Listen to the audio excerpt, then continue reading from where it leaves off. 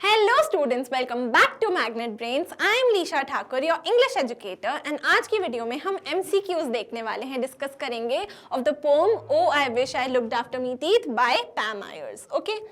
The first question is, what is the main theme of the poem? Poem की जो main theme है वो क्या है? Is it happiness, regret over neglecting dental care, adventure या फिर childhood memories? तो we know it is about dental care and regret over neglecting dental care, मतलब बहुत पछतावा है author को about neglecting, ध्यान नहीं देना अपने dental care के ऊपर, तो this is the main theme.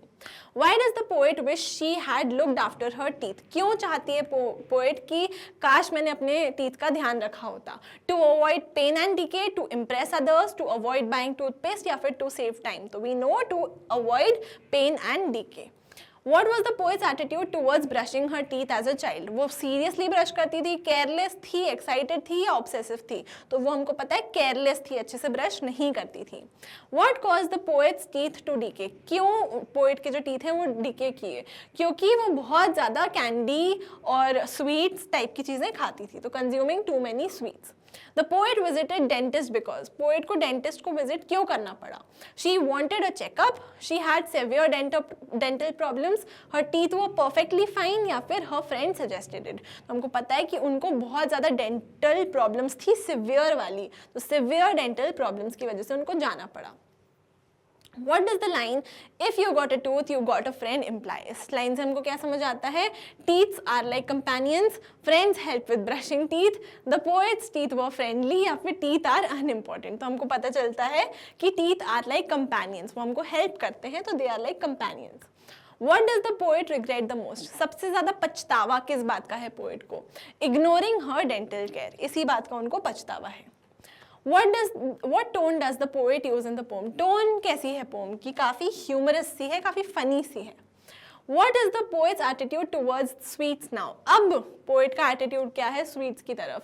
She loves them, she regrets eating them, she thinks they are healthy या फिर she still enjoys them.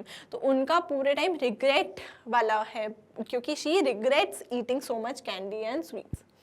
What lesson does the poem convey? क्या lesson मिलता है हमको?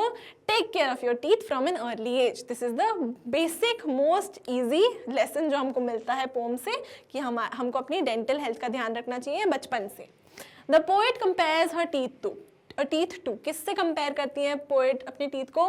पर्ल से, ओल्ड फ्रेंड से, diamond से या स्टार से? तो वो ओल्ड फ्रेंड से कंपेयर करती है. What does the poet refer to as horrible fillings? Horrible fillings किसको बोल रही हैं वो? Painful dental treatments, toothpaste flavors, candy flavors या फिर broken teeth. तो वो painful dental treatments जो हैं, जो fillings होती हैं, वो सब horrible वो होते हैं, painful dental treatments, तो उनको refer कर रही हैं.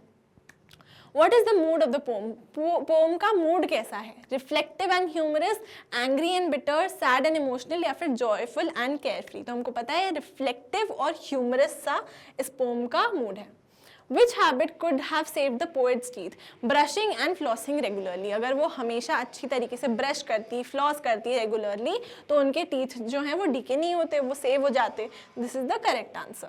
What does the poet learn by the end of the poem? कि neglecting teeth leads to regret. उनको बहुत पछतावा हो रहा है इस बात का कि उन्होंने अपने टीथ को निगलेक्ट किया, उनका ध्यान नहीं रखा अच्छे से. तो this is the learning of the pome कि अगर हम अपने टीथ का ध्यान नहीं रखेंगे तो लास्ट में फिर हमको रिग्रेट होगा. आई होप सारे के सारे MCQs क्लियरली आपको समझ में आ गए होंगे. In the next video we will study the most important question and answers of this chapter.